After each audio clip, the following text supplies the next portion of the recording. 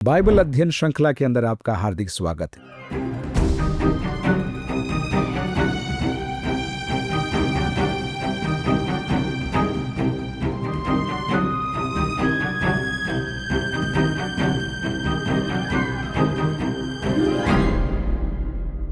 मिलकर हम परमेश्वर के वचन का अध्ययन कर रहे हैं और हम आज पतरस की पहली पत्री के दूसरे अध्याय के अंदर हैं और चौथी आयत से आगे अध्ययन करेंगे। पिछले सत्र में हमने प्रेम के विषय सीखा था, उद्धार के विषय सीखा था, नए जन्म के विषय सीखा था और हमसे ये कहा गया था कि हम आत्मिक निर्मल दूध जो परमेश्वर का वचन है उसकी लालसा करें।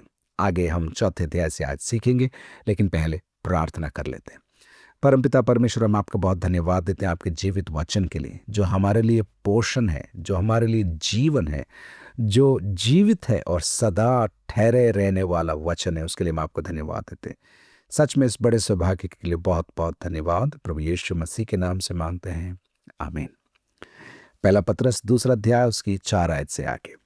उसके पास आकर, जिसे मनुष्यों ने तो निकम्मा ठहराया, परंतु परमेश्वर के निकट चुना हुआ और बहुमूल्य जीवता पत्थर है। प्रभु यीशु मसीह की बात हो रही। पतरस कह रहा है उसके पास आकर। पुराने नियम के अंदर मूसा से परमेश्वर ने कहा था, मैं तुझसे पर्वत पर मिलना चाहता हूं, लेकिन तेरे लोगों से कहना वे पर्वत पर न चढ़े। इसलिए मूसा ने पर्वत के चारों ओर बाड़ा बांध दिया था ताकि उनके जानवर भी न चढ़े। ऐसी दूरी पवित्रता के कारण मूसा ने लोगों और परमेश्वर के बीच में बनवाई थी। लेकिन अब पतरस कह रहा है क्रूस के कारण, महान बलिदान के कारण, पर्दे के फटने के कारण अब मार्ग खुल गया है। और अब पतरस कह रहा है उसके पास आकर, यीशु के करीब आकर। पुराने नियम में जब लोग परमेश्वर के पास आते थे, जैसे मैंने अभी बताया, या तो उसकी आवाज को सुनने उसके पास आते थे, या फिर कुछ भेंट चढ़ाने उसके पास आते थे, या फिर अपने निवेदन को लेकर वे आते थे।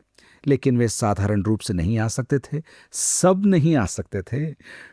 याजक लोग भीड़ का प्रतिनिधित्व करते हुए परमेश्वर के सामने बात करते थे, प्रभु से सुनते थे और उनको बताते थे, लोगों की भेंट लेते थे और परमेश्वर के सामने चढ़ाते थे। लेकिन प्रभु यीशु मसीह के इस महान बलिदान के द्वारा क्या हुआ? हम पास आ सकते हैं हमारी बातों को रखने के लिए। इब्रानी के पत्र 4 अध्याय में लिखा है, अनुग्रह के सिंहासन के पास हम बुलाए गए। हम कभी भी किसी भी वक्त पर हम उस अनुग्रह के सिंहासन के पास पहुंच सकते हैं। बहुत बड़ी बात है। आपको मैं समझाऊं, इस सत्र के अंदर जो अध्ययन हम कर रहे हैं उसमें हम ये सीखेंगे कि पुराने नियम के इज़राइल या चुने हुए लोगों को जितनी आशीषें थी, उससे कहीं बढ़कर परमेश्वर ने हमें आशीषें दी हैं। और जैसे पुराने नियम में इज़राइल चुना हुआ था, वैसे ही नए नियम में कलीसिया, जिसमें यहूदी भी हैं और गैर यहूदी भी हैं। हम नए नियम का इज़राइल हैं, चुने हुए लोग हैं, चुनी हुई प्रजा हैं, एक नया राष्ट्र है मसीह यीशु में, जिन्हें बहुत सारी आशीषें मिली है। एक बार और, उसके पास आकर, किसके पास? प्रभु यीशु मसीह के पास आकर, जिसे मनुष्यों ने तो निकम्मा ठहराया। आपको याद होगा, प्रभु यीशु मसीह ने लोगों को चंगा किया, उनकी आवश्यकताओं को पूरा किया, सुसमाचार उन्हें सुनाया, अपना जीवन उनके मध्य में उसने जिया। लेकिन लोगों ने क्या किया? उसे निकम्मा ठहराया। उसी भीड़ ने, जिसने उसके हाथों से रोटी खाई थी या चमत्कार को लिया था, उसी भीड़ ने कहा उसे क्रूस पर चढ़ाओ, उसे क्रूस पर चढ़ाओ। पतरस कह रहा है जिसे मनुष्यों ने तो निकम्मा ठहराया, परंतु परमेश्वर ने, सुनिए, परंतु परमेश्वर के निकट चुना हुआ और बहुमूल्य जीवता पत्थर है। 3 बातें प्रभु यीशु मसीह के बारे में यहां पर। मनुष्य ने तो ठुकरा दिया, लेकिन परमेश्वर ने क्या किया? उससे चुन लिया, उससे बहुमूल्य ठहरा दिया और उसे जीवता पत्थर ठहरा दिया। अब पत्थर की जब बात आएगी, आगे आपको सीखने को मिलेगा कि परमेश्वर ने हमें भी यीशु मसीह के साथ साथ, यीशु मसीह के समान उस भव्य इमारत के अंदर जोड़ा है, जिसे आज हम परमेश्वर की उपस्थिति कह सकते हैं। आगे चलते हैं। तुम भी आप जीवते पत्थरों के समान आत्मिक घर बनते जाते हो। न केवल प्रभु यीशु मसीह जीवित, बहुमूल्य और चुना हुआ पत्थर है। ये जो पत्थर का प्रयोग है आप भजन संहिता 118 के अंदर भी देख सकते हैं। चलिए देखते हैं भजन 118 के 22 में क्या लिखा है। राज मिस्त्रियों ने जिस पत्थर को निकम्मा ठहराया था वही कोने का सिरा हो गया। राज मिस्त्रियों ने जिस पत्थर को निकम्मा ठहराया था, किसी काम का नहीं है, हटा दो उसको, फेंक दो। राज मिस्त्रियों ने निकम्मा ठहराया लेकिन वही कोने का सिरा हो गया। पतरस कह रहा है मनुष्यों ने यीशु को निकम्मा ठहराया लेकिन परमेश्वर ने उसे क्या कर दिया, चुन लिया, बहुमूल्य घोषित कर दिया और उसे जीवित पत्थर की उपमा दे दी।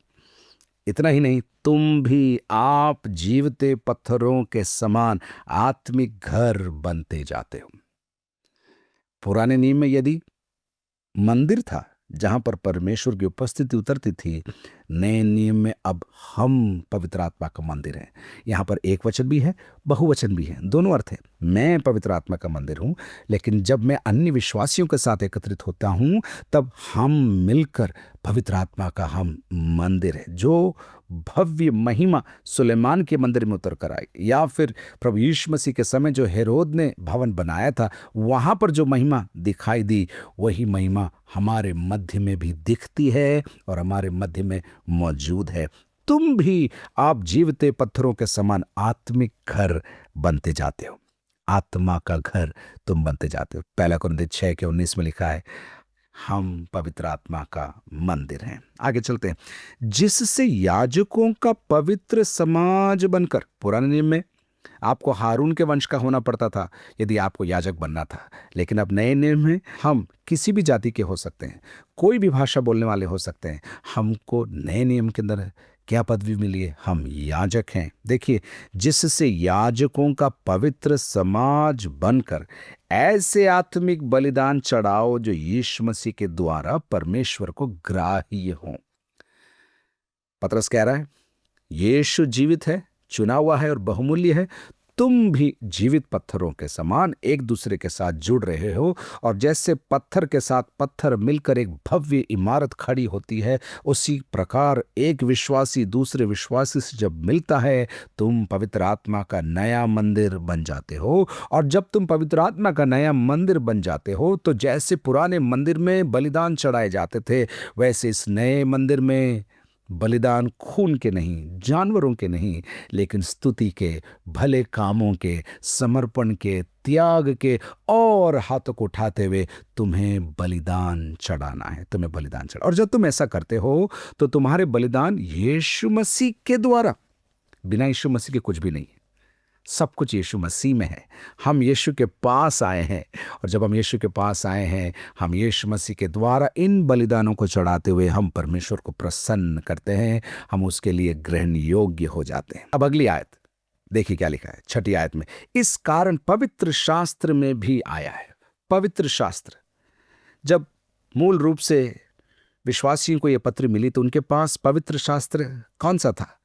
जो आज हम पुराना नियम कहते हैं वो उनके पास था। लेकिन हमें मालूम है कि हमारे लिए पुराना नियम और नया नियम दोनों पवित्र शास्त्र है। इस कारण पवित्र शास्त्र में भी आया है। क्या आया है? देखो, मैं सियोन में कोने के सिरे का चुना हुआ और बहुमूल्य पत्थर धरता हूं। सियोन में कोने के सिरे का चुना हुआ और बहुमूल्य पत्थर धरता हूं। पहले यीशु के बारे में पतरस कह चुका है, चुना हुआ और बहुमूल्य जीवित पत्थर यीशु है। यहाँ वो कह रहा है सियोन में कोने के सिरे का चुना हुआ और बहुमूल्य पत्थर धरता हूं। आगे देखिए, और जो कोई उस पर विश्वास करेगा वह किसी रीति से लज्जित नहीं होगा। इन सारी बातों को लेकर पतरस मुझे और आपको याद दिला रहा है, प्रभु यीशु मसीह नींव का पत्थर भी है, लेकिन कोने के सिरे का पत्थर भी यीशु है। कलीसिया की नींव यीशु है, कलीसिया की महिमा यीशु है, कलीसिया का आधार यीशु है, तो कलीसिया की ताकत भी प्रभु यीशु मसीह है। और जो कोई उस पर विश्वास करेगा वह किसी रीति से लज्जित नहीं होगा। पुराने नियम की आयत है, लेकिन पतरस इसे एक नया अर्थ दे रहा है। जो कोई उस पर विश्वास करेगा, किस पर? यीशु पर विश्वास करेगा, वह किसी रीति से लज्जित नहीं होगा। 7, अतः तुम्हारे लिए जो विश्वास करते हो वह तो बहुमूल्य है, पर जो विश्वास नहीं करते उनके लिए जिस पत्थर को राजमिस्त्रियों ने निकम्मा ठहराया था वही कोने का सिरा हो गया है। एक बार और आयत दोहराई गई। पतरस कह रहा है तुम्हारे लिए तो यीशु जीवित और बहुमूल्य है, लेकिन जितने विश्वास नहीं करते हैं उनके लिए क्या है? ठुकराए हुए पत्थर के समान है। प्रभु यीशु मसीह ने भी इन आयतों का प्रयोग अपने संदेशों के अंदर किया था। मत्ती रचित सुसमाचार के 21 के अंदर हम इसका उदाहरण पाते, और साथ ही साथ प्रेरितों के काम 4 अध्याय उसकी 11 आयत के अंदर पतरस भीड़ को यही बात याद दिलाता है। 8वीं आयत, और ठेस लगने का पत्थर और ठोकर खाने की चट्टान हो गया है। यशायाह उसके 8वें अध्याय की 14 और 15 आयत में ये बातें लिखी। पतरस इन आयतों को ला ला कर दर्शा रहा है कि तुमने जिस यीशु पर विश्वास किया है वो नींव है, वो कोने के सिरे का पत्थर है, और तुम्हें ठोकर नहीं खाना है। कई हैं जो ठोकर खा रहे हैं, आज भी लोग ठोकर खा रहे हैं यीशु को लेकर, लेकिन धन्य है जिन्होंने विश्वास किया है और उसके पीछे निकल पड़े, क्योंकि वे तो वचन को न मानकर ठोकर खाते हैं। वचन को न मानकर ठोकर खाते हैं। अगर संसार में ऐसे लोग हैं जो वचन को न मानकर ठोकर खाते हैं, तो कलीसिया के अंदर भी ऐसे लोग हैं जो वचन को न मानकर ठोकर खाते हैं, क्योंकि वे तो वचन को न मानकर ठोकर खाते हैं और इसी के लिए वे ठहराए भी गए थे। यहां पर एक सवाल उठता है, तो क्या जो वे गलती कर रहे हैं उनकी गलती है या पहले से ठहराए हुए हैं इसलिए गलती कर रहे हैं? आपको ज़्यादा सोचना नहीं पड़ेगा। परमेश्वर ने मुझे और आपको चुनने की ताकत दी है। परमेश्वर चाहता है कि हम चुनाव करें, लेकिन परमेश्वर पहले से जानता है कि हम क्या चुनाव करेंगे, क्योंकि सब कुछ ठहराया हुआ है।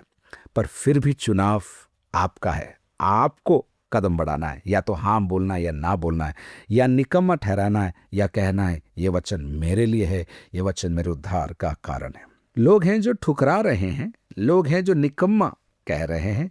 9वीं आयत में देखिए क्या लिखा है, पर तुम एक चुना हुआ वंश। उनको भूल जाओ जो ठुकरा रहे हैं, जो निकम्मा ठहरा रहे हैं। पर तुम एक चुना हुआ वंश और राजपदधारी याजकों का समाज और पवित्र लोग और परमेश्वर की निज प्रजा हो। 4 बातें जो इज़राइल से मेल खाती हैं लेकिन अब कलीसिया पर लागू हो रही हैं। 4 बातें और बड़ी बड़ी बातें। पर तुम नए नियम की कलीसिया, वे जिन्होंने यीशु पर विश्वास किया है, पर तुम एक चुना हुआ वंश हो। पुराने नियम में अब्राहम की वंश को परमेश्वर ने चुना था। अब नए नियम के अंदर आत्मिक रूप से अब्राहम के वंश को परमेश्वर कह रहा है तुम एक चुना हुआ वंश हो। उसके साथ साथ राजपदधारी याजकों का समाज हो।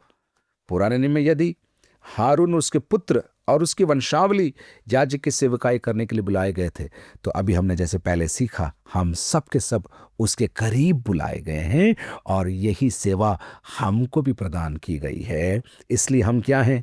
याजकों का समाज है, और साधारण याजक नहीं, राजपदधारी, राजाधिराज के सामने खड़े रहकर सेवा करने वाले हम याजक हैं। और तीसरी बात, पवित्र लोग हो। पुराने नियम में परमेश्वर ने इजराइलियों से कहा तुम मेरे लिए पवित्र हो, तुम अलग कर दिए गए हो, तुम्हारी पहचान अलग होनी चाहिए थी। नए नियम में कलीसिया को देखकर प्रभु कह रहा है तुम पवित्र हो, तुम अलग कर दिए गए हो, तुम संसार की रीति पर मत चलना। एक बार और, तुम चुना हुआ वंश, राजपदधारी याजकों का समाज, पवित्र लोग, और फिर परमेश्वर की निज प्रजा हो। यदि पुराने नियम में इजराइलियों को परमेश्वर ने निज प्रजा घोषित किया था, तो कलीसिया को नए नियम के अंदर परमेश्वर कह रहा है तुम मेरी क्या हो? निज प्रजा हो, निज प्रजा हो।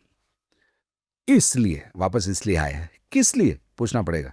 इसलिए कि जिसने तुम्हें अंधकार में से अपनी अद्भुत ज्योति में बुलाया है उसके गुण प्रकट करो। यदि इजराइलियों को मिस्र की गुलामी से बाहर निकाला था, तो मुझे और आपको पापों की गुलामी से जो अंधकार से भरी हुई थी, मुझे और आपको प्रभु ने बाहर निकाला।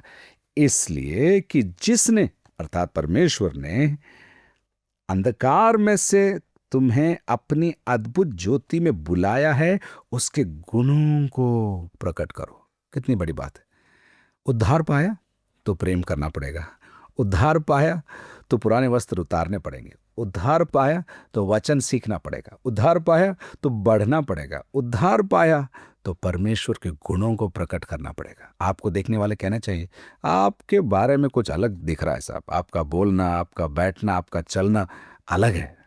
यह अगर गवाही है तो आप अंदर जाकर हाथ उठाकर जोर से हालेलुया बोलना, प्रभु तेरा धन्यवाद, तूने मुझे चुन लिया है, तूने मुझे राजपदधारी याजकों का समाज बना दिया है, तूने मुझे पवित्र बना दिया और तूने मुझे अपना लिया है, अपनी निज प्रजा तूने मुझे घोषित कर दिया है। मेरी मदद कर कि मैं तेरी प्रशंसा, तेरे गुणगान को मैं कर सकूं। अब 10वीं आयत, तुम पहले तो कुछ भी नहीं थे पर अब परमेश्वर की प्रजा हो, तुम पर दया नहीं हुई थी पर अब तुम पर दया हुई है। पुराने नियम के भविष्यद्वक्ता होशे की पुस्तक में से पतरस ये आयत हमें लिख कर दे रहा है। होशे 2:23 में देखिए क्या लिखा है। होशे 2:23, मैं अपने लिए उस देश में बोऊंगा और लो रूहामा पर दया करूंगा और लो आमी से कहूंगा तू मेरी प्रजा है, और वह कहेगा हे मेरे परमेश्वर। एक बार और, तुम पहले तो कुछ भी नहीं थे, कुछ भी नहीं थे, पर अब परमेश्वर की प्रजा हो। मैं और आप भी कुछ भी नहीं थे, हमें परमेश्वर कौन है ये भी नहीं मालूम था, हमें उद्धार क्या है ये भी नहीं मालूम था।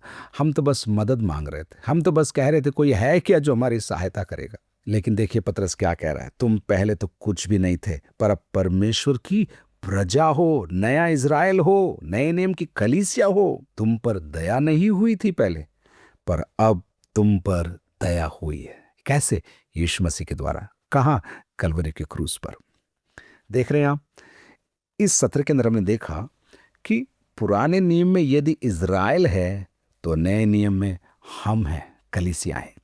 यदि पुराने नियम में मंदिर था तो नए नियम में हम पवित्र आत्मा का मंदिर हैं।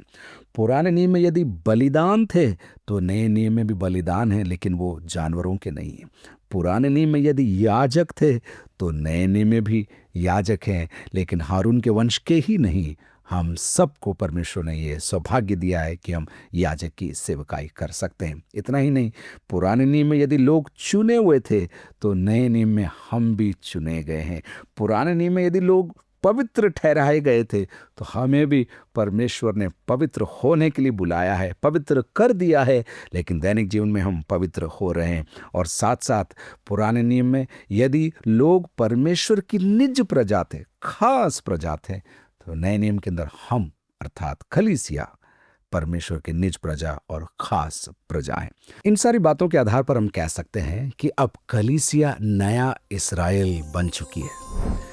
इज़राइल को जो जो आशीषें मिली थी उससे कहीं गुना ज्यादा मसीह यीशु में कलीसिया को आशीषें मिल रही हैं, मिलेंगी और मिलती रहेंगी। इन बातों को यदि आप अपने आप को याद दिलाते रहेंगे तो आप निष्फल नहीं होंगे, निराश नहीं होंगे, आगे बढ़ते जाएंगे और दूसरों को भी आगे बढ़ाने वाले आप ठहरेंगे। प्रभु आपको बहुत बहुत आशीष दे।